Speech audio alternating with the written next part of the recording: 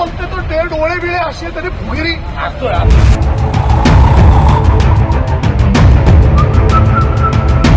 असला जर बाहेर येऊन इतर रुबाब करत असेल तर एखादा पण सहन करणार ना. एखादं काय म्हणलं कोणची बी सेना लेखी कुठला मराठी माणूस नीट बोलते तो ते डोळे बिळे असे तरी फुगिरी असतोय. तो आलाय तिकडून फुगिरीला आपण हसतो काय.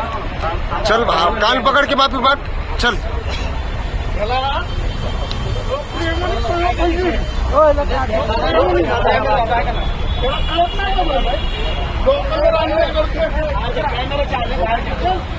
चला पलीकडे चल.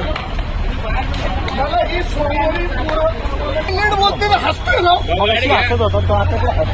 हे पाणी बॉटल ते भाऊ त्याला म्हणावं इज्जत मध्ये हा. आणि माझी एक तुम्हाला ऐका ना, माझी तुम्हाला मराठी म्हणून हात जोडून विनंती आहे. असला जर बाहेर येऊन इतर रुबाब करत असेल तर एखादा पण सहन करणार ना. एखादं आमचा सचिन कवडी कोण आहे तो एवढं आश्वासन देतोय 2 दिवस 4 दिवस. अरे शब्द तर पाड. त्याचा फोन उचलतोय शहाबाज सर बोला म्हणून. हे कुठे तुमच्याबद्दल तू म्हटलंय त्या पोरांना कामाला आम्हाला येऊन एका मुलं हळद तमाशा काढायचं नाही.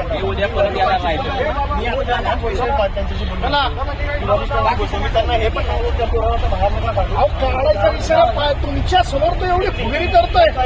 आणि कुठली बी तो काय म्हणला कोणची बी सेना लेखी कुठला मराठी माणूस आहे त्याला कुठली मस्ती आला आमच्या इथं काम करतोय खाणं नीट राहणार. आज सगळी पोरं कामावरनं काढतोय. जेव्हा आपण राज्याचा टर्मिनेट करायचं 3 महिने पगार नाही द्यायचे. तुम्ही राव माझी विनंती आहे तुम्हाला सोडून तुम्ही मराठी अधिकारी जिथं काम करणारे कोणावर अन्याय करू नका आपल्या लोकांना. हे का आम्हाला 10 वेळा यायची गरज नाही पडली पाहिजे.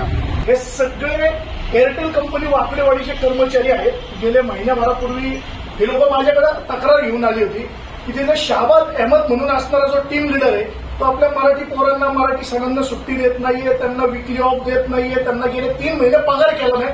फ्लोअरवर हिंदीच बोलायचं. त्याला मराठीची काय एलर्जी माहित नाही. यांनी मला जशी तक्रार केली की बाबा 3 महिने पगार नाहीये, काही लोकांची लग्न ठरली होती आणि घरचे बाकीच्या सगळ्या गोष्टींचे प्रॉब्लेम्स होते आणि तरी या सगळ्या गोष्टी सुरू होत्या. त्यावेळेला त्यांच्या लिगल टीमशी आणि HR लोकांशी मी बोललो की बाबा ह्या मुलांवर अन्याय करू नका. तुम्ही आपली ही मराठी पोरं कामाला येत आहेत तुमच्याकडे, तुम्ही त्यांचं पेमेंट थकवतायत, त्यांच्यावर अन्याय करतात, 1 रुपये अन्याय करू नका ही त्यांना विनंती वजा त्यांना सांगितलं होतं. नाही तर आम्हाला यावं लागेल. गेले 15 दिवस मी त्यांचे सचिन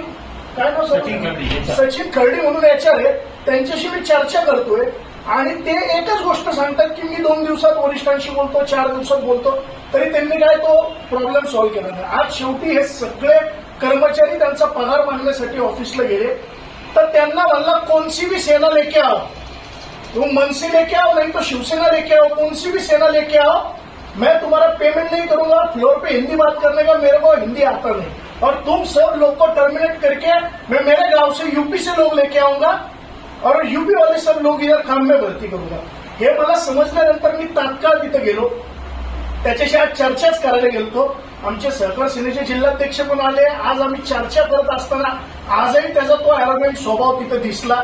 त्याला मी विचारलं की बाबा ह्या मुलांचा पगार तू केला पाहिजे आणि यांच्यावर अन्याय नाही केला पाहिजे. तर आजही तो मेरे को मराठी आता नाही, मी मराठी बोलूंगा नाही आणि त्याचा तो जो काही उज्जत अॅरोगन्सी असलेला स्वभाव होता त्याला आम्हाला मनसे स्टाईलला चोप द्यायला लागला आणि मग त्याला चोप दिल्यानंतर आज सांगितलंय सोमवारी यांचे पगार पण यांना जमा झाले पाहिजे, कुठल्याही कर्मचाऱ्याला अन्याय झाला पाहिजे नाही आणि तू पुण्यात आलाय तर तू मराठी बोलायला शिक आणि तू जर परत तिथं आरेरावी केली तर तुला परत एकदा मनसे स्टाईल चोप दिला जाईल. कालची जी घटना ठाण्याला घडली तेव्हापासूनच आम्ही डिस्टर्ब होतो पूर्ण की बाबा आपला मराठी माणूस एकत्र का येत नाही, आपण हिंदू म्हणून एकत्र येत का नाही.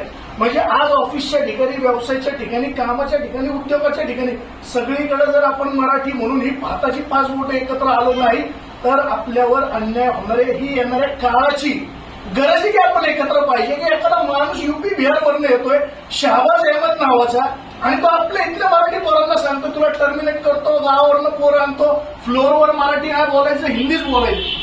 मग यांची काय मोगलशाही लागली आहे का, ही काय मोगलाई आहे का. त्याच्यामुळे आज त्याला मनसे स्टाईल हा प्रसाद दिलाय.